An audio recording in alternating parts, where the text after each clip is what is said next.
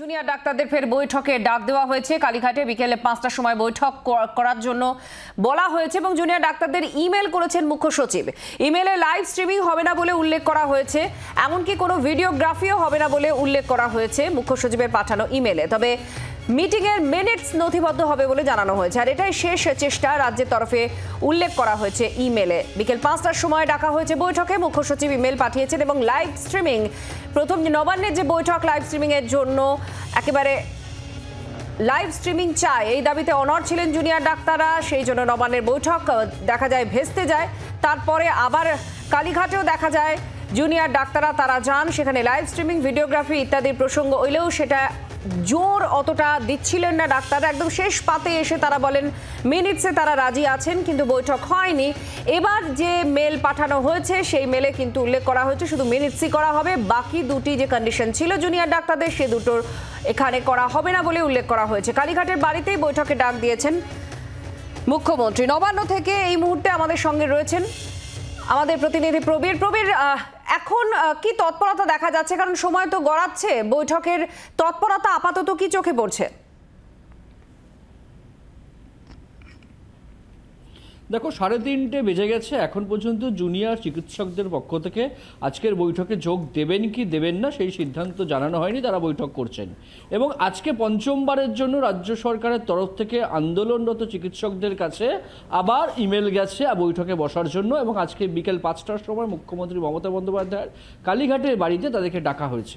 এবং সেক্ষেত্রে দাঁড়িয়ে আজকে যে বিষয়গুলো রাজ্য সরকার উল্লেখ করেছে, এক, সুপ্রিম কোর্টের যে নির্দেশ ছিল সেই নির্দেশ যেমন উল্লেখ করা হয়েছে যে 10ই সেপ্টেম্বর বিকাল 5টার মধ্যে কাজে যোগ দেওয়ার নির্দেশ ছিল সুপ্রিম কোর্টের, সেটা যেমন উল্লেখ করা হয়েছে। পাশাপাশি দাঁড়িয়ে আজকে বেশ কিছু বিষয় কিন্তু পরিষ্কার করে দেওয়া হয়েছে রাজ্য সরকারের চিঠিতে। সেখানে দাঁড়িয়ে মূল যে দাবি ছিল নবান্নের বৈঠক যে কারণে ভেস্তে গিয়েছিল লাইভ স্ট্রিমিং, সেটা আজকে পরিষ্কার লিখে দেওয়া হয়েছে, কোনো লাইভ স্ট্রিমিং হবে না। কালীঘাটের বৈঠক ভেস্তে গিয়েছিল শেষ মুহূর্তে ভিডিওগ্রাফির দাবিতে, আজকে চিঠিতে পরিষ্কার লিখে দেওয়া হয়েছে কোনো ভিডিওগ্রাফি হবে না।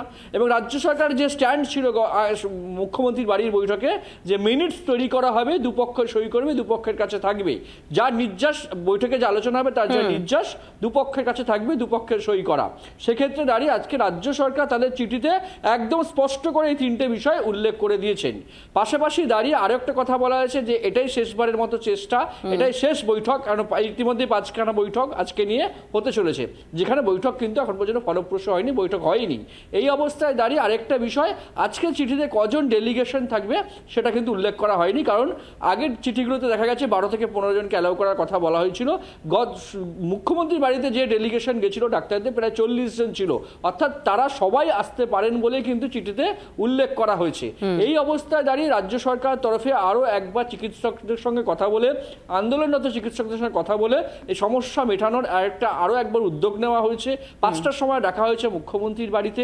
আগামীকাল সুপ্রিম কোর্টে সুপ্রিম কোর্টে যেহেতু আগামীকাল এই মামলা আবার শোনা হবে, সেক্ষেত্রে তদন্তের অগ্রগতি এটা সুপ্রিম কোর্টে অবশ্যই আলোচনার বিষয় হবে, যে কে কতটা তদন্তের অগ্রগতি কোথায় গিয়ে দাঁড়ালো। কিন্তু এই যে জুনিয়র ডাক্তারদের জন্য হাসপাতালে পরিষেবা পাচ্ছেন না বহু মানুষ এবং প্রাণও যাচ্ছে অনেকের, এই যে তথ্য আদালতের সামনেও রাজ্য তুলে ধরেছিল, এই জায়গায় আজকের এই বৈঠক হওয়া এবং যদি না হয় আবার দেখা যায় ভেস্তে যায়, তাহলে দুটোর ক্ষেত্রে কি এফেক্ট হতে পারে শুনানিতে?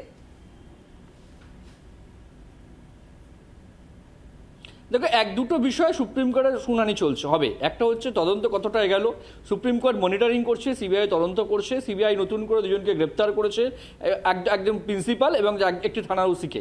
সেক্ষেত্রে দাঁড়িয়ে সিবিআই তাদের কতখানি অগ্রগতি হলো তদন্তের, সেটা কালকে সুপ্রিম কোর্টে জানাবেন।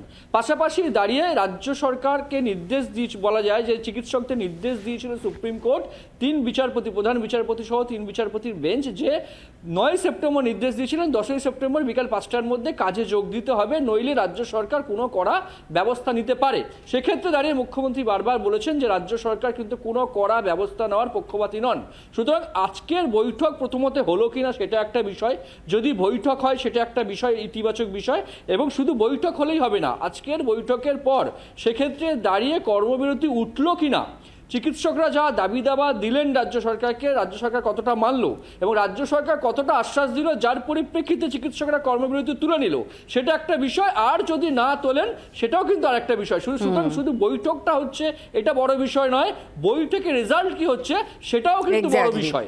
এই অবস্থায় দাঁড়িয়ে এখন পর্যন্ত চিকিৎসকদের তরফে কোনো কথা আসেনি যে কি তারা বৈঠকে যাবেন কিনা, আর বৈঠকে গেলে সমাধান সূত্র মিলে ডাক্তাররা কর্মবিরতি তুললেন কিনা সেটাও কিন্তু একটা বড় প্রশ্ন থেকে যাবে। অর্থাৎ বৈঠকের যাওয়া একটা বিষয়, আর বৈঠকের শেষ পর্যন্ত থাকা সিদ্ধান্ত কি হচ্ছে সেটাও কিন্তু অনেক অংশে নির্ভর করবে অনেক কিছুর উপর। বাংলার আওয়াজ, বাঙালির আবেগ, জি 24 ঘন্টা।